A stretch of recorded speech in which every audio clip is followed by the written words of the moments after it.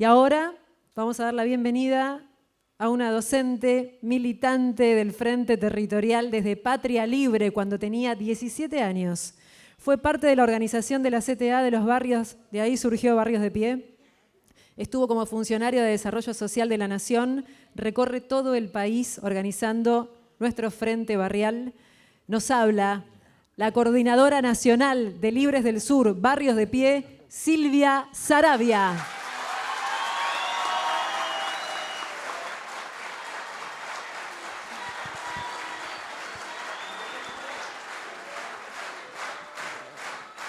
Bueno, buenas tardes, ¿cómo les va? Bueno, me emocioné, me acabo de emocionar mucho. Porque acá o allá, acá, tengo acá una ayuda a memoria. Me acabo de emocionar mucho con el saludo de las compañeras de Neuquén, porque creo que parte de como yo iba a empezar mi discurso recién, tiene que ver con que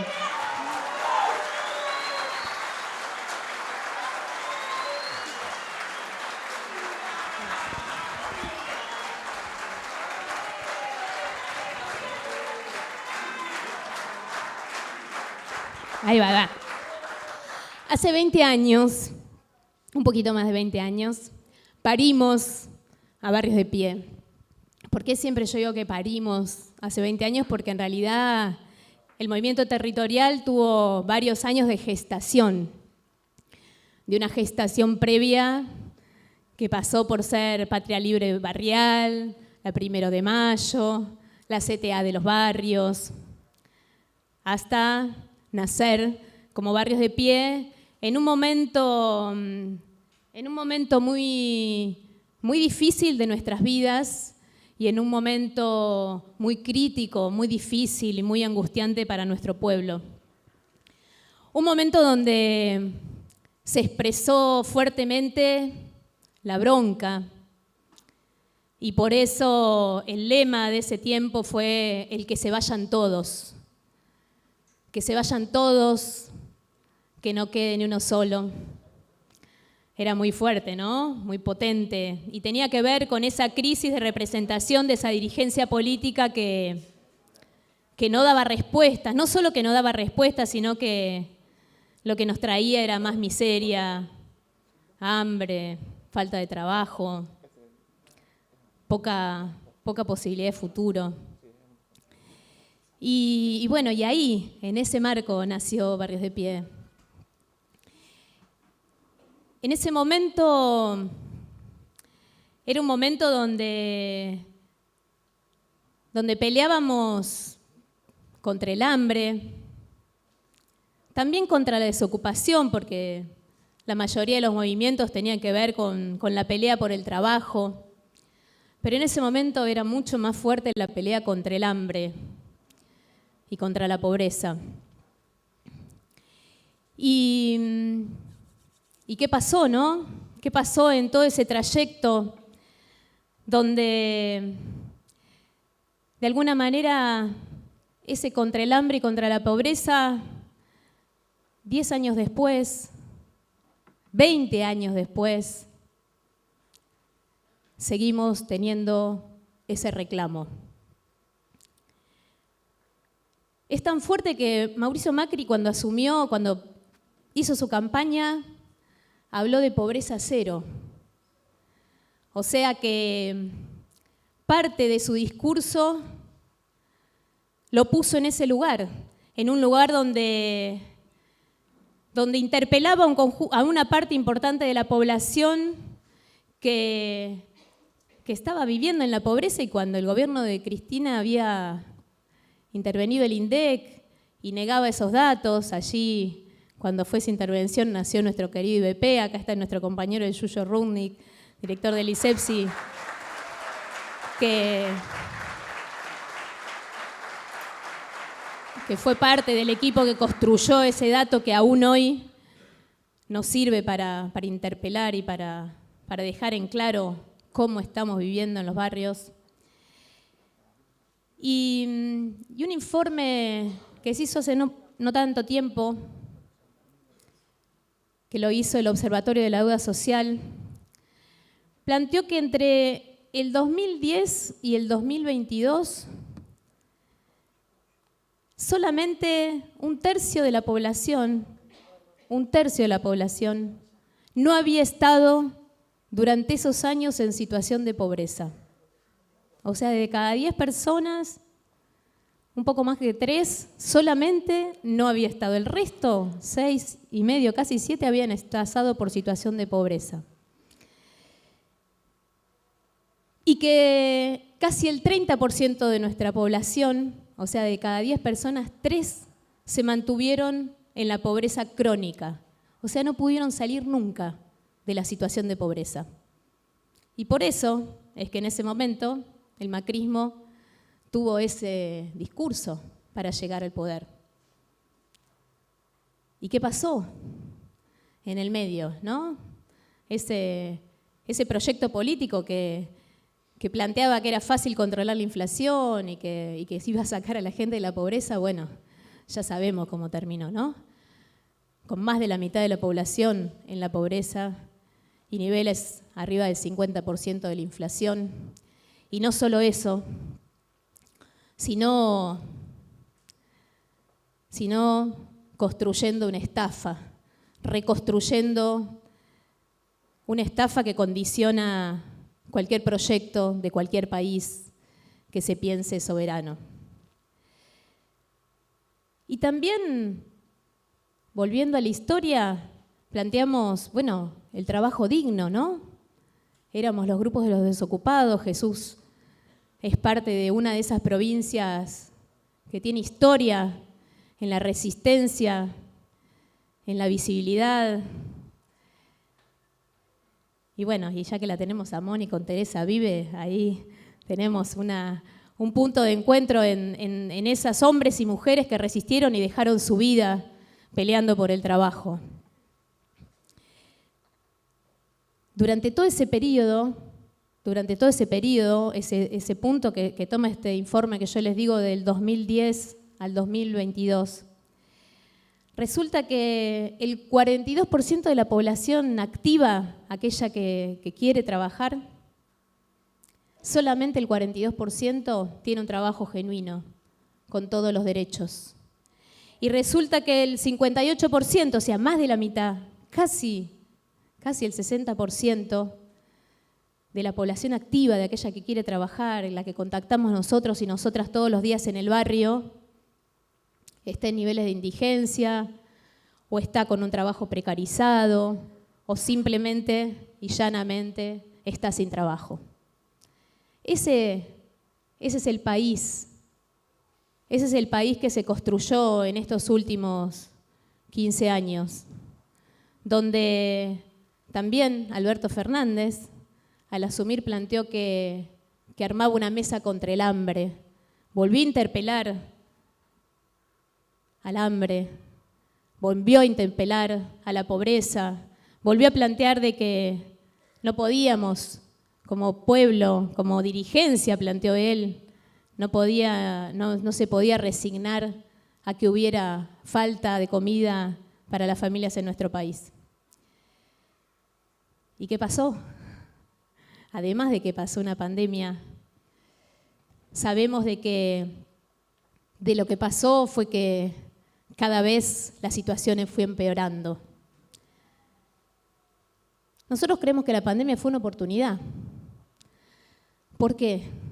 Porque allí quedó bien en claro que para sobrevivir hace falta comer, hace falta una sociedad solidaria, que aún ante una enfermedad desconocida que ponía nuestras vidas en riesgo, miles y miles en todo el país, no solo de nuestra organización, sino de muchos sectores, armaron una olla para darle de comer al vecino, a la vecina, a quien sabía que muchas veces estaba peor que uno.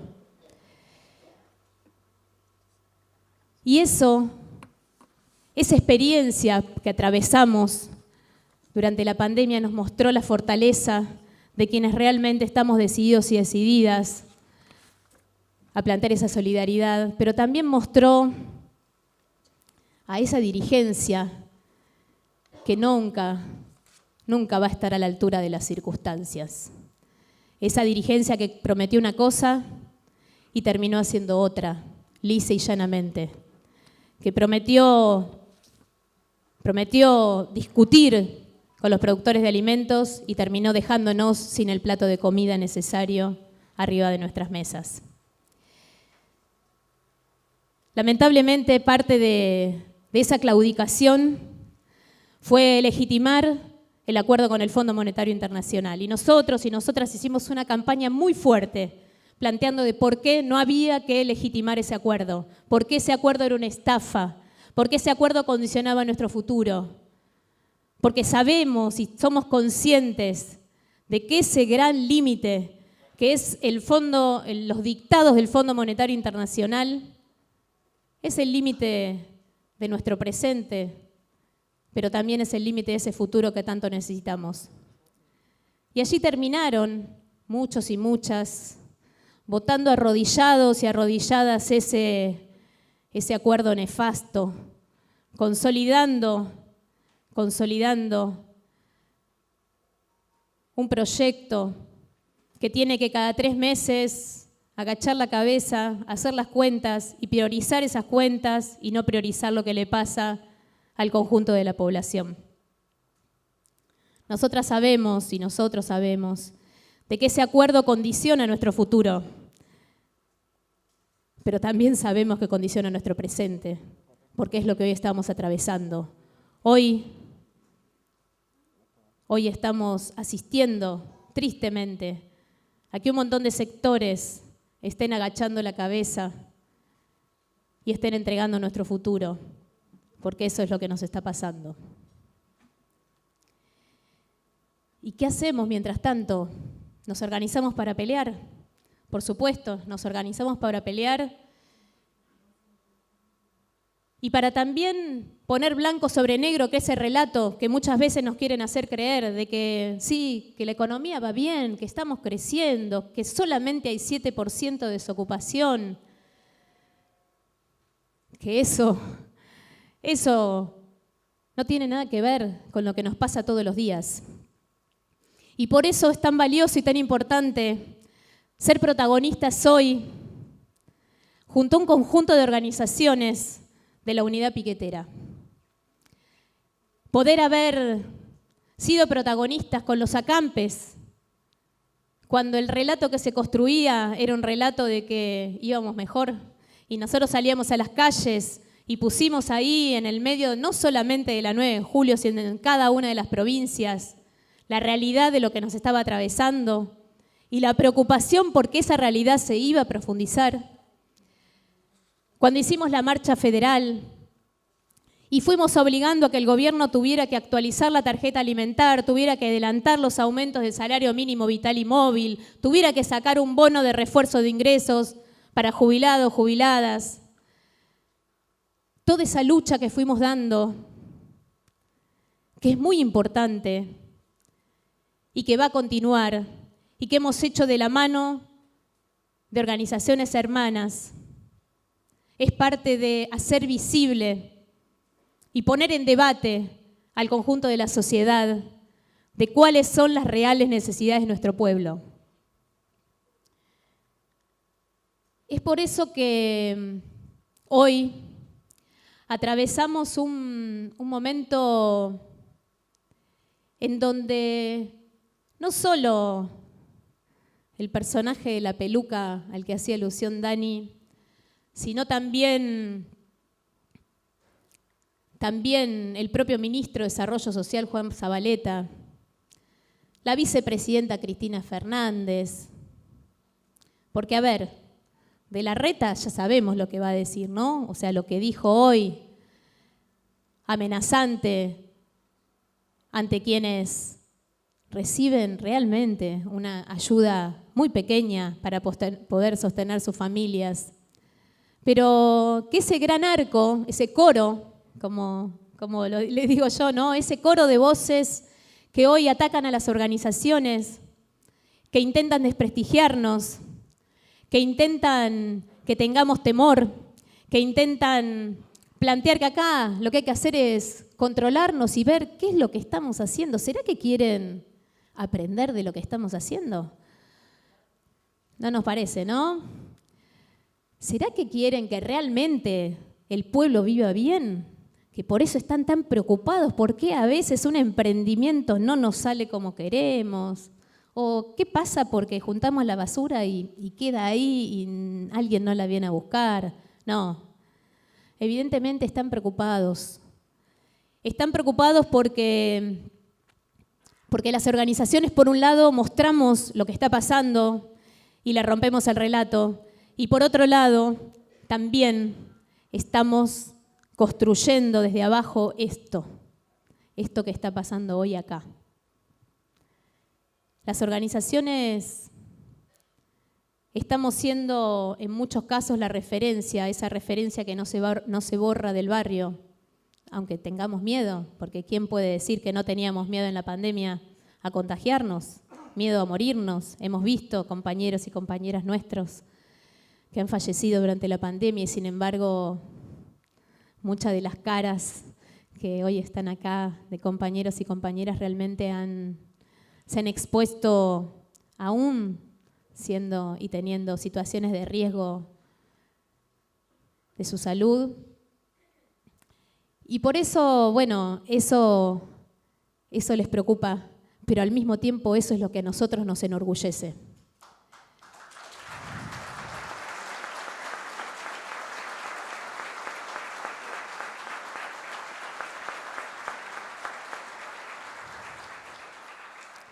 A muchos que les gusta la historia, en la historia nos cuenta que San Martín andaba enfermo, que Belgrano andaba enfermo y que sin embargo seguían con esa pelea. Bueno, yo creo que eso está en nuestros genes, está en nuestra historia y cada uno de ustedes y cada uno de aquellos y aquellas que se han jugado la vida en esta pandemia son fieles representantes de esa lucha que vamos a continuar dando. Y esa lucha social, charlábamos en los plenarios que tuvimos esta semana, esa lucha social tiene un límite si no la transformamos en una lucha política. Porque sabemos que podemos tener el mejor comedor, pero a una cuadra hay pibes y pibas que no comen. Que podemos hacer el mejor emprendimiento, pero a veces no llegamos a juntar la plata para realmente poder vivir más o menos bien. Y entonces, si esa lucha social no es parte de esa savia que tiene que alimentar la lucha política y un proyecto de país distinto, no vamos a lograr lo que estamos soñando. Por eso hoy es un día muy importante. Por eso hoy la candidatura de Jesús es para nosotros y nosotras más que una esperanza, es esa convicción de que todo el esfuerzo y el sacrificio que hacemos todos los días tiene un nombre que nos representa. Muy cortito les voy a contar. Yo a Jesús lo conocí cuando éramos muy chicos, incluso más chicos que Camila y que Juan. Teníamos 17, 18 años, en un pueblito en Villa del Prado, en Córdoba. Íbamos a una jornada solidaria.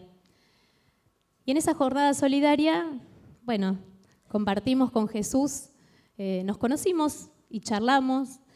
Y creo que esa esencia que no hemos perdido, como decía el pelado, de qué tipo de organización queremos, es la que encarna cada uno y cada una de nosotros y nosotras cuando muchas veces dejamos de lado las cuestiones personales para ponerlas al servicio de este proyecto colectivo